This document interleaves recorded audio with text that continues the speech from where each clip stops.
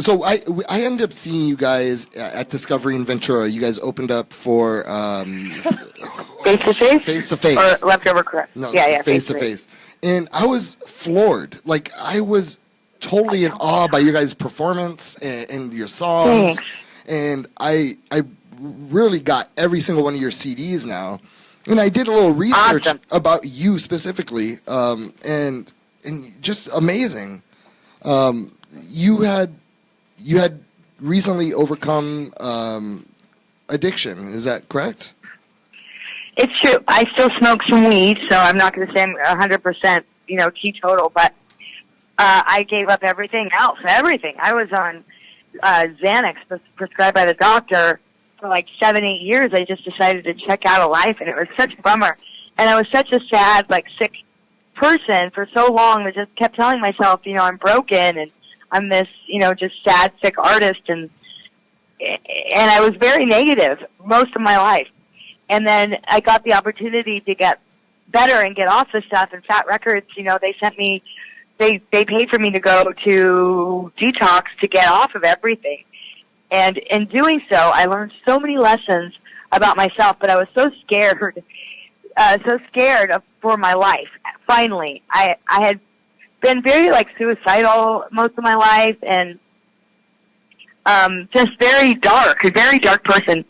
Funny, I still had a spirit that people really loved and liked to be around, but I was just felt like a hamster on a wheel that wasn't getting anywhere. I was just never able to appreciate anything that I had accomplished, and I was a mess.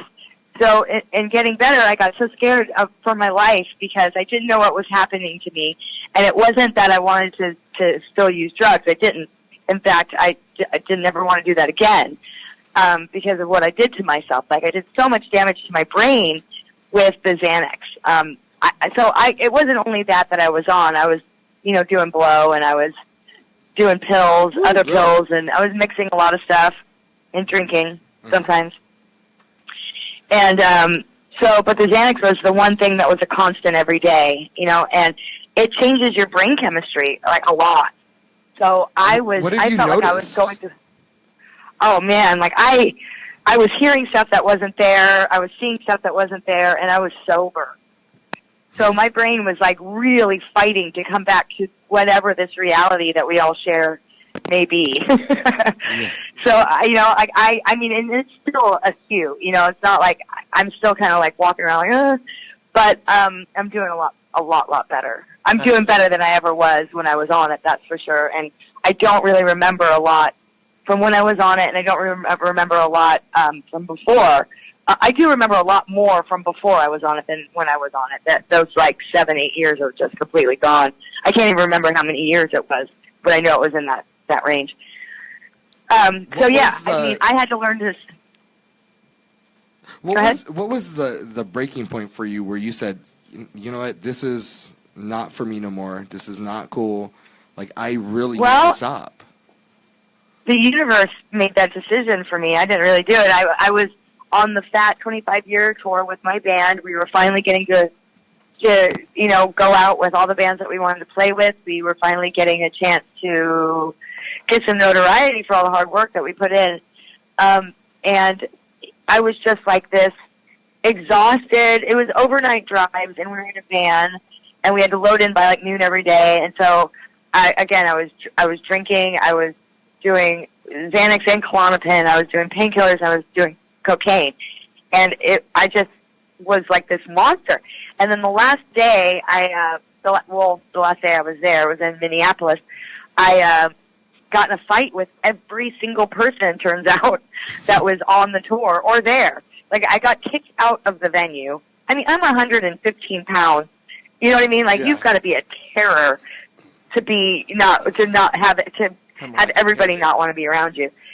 So I fought everybody, and I got in a fight with my band, and I ended up on a puddle on my back in the rain with a ruptured ACL and fractured kneecap.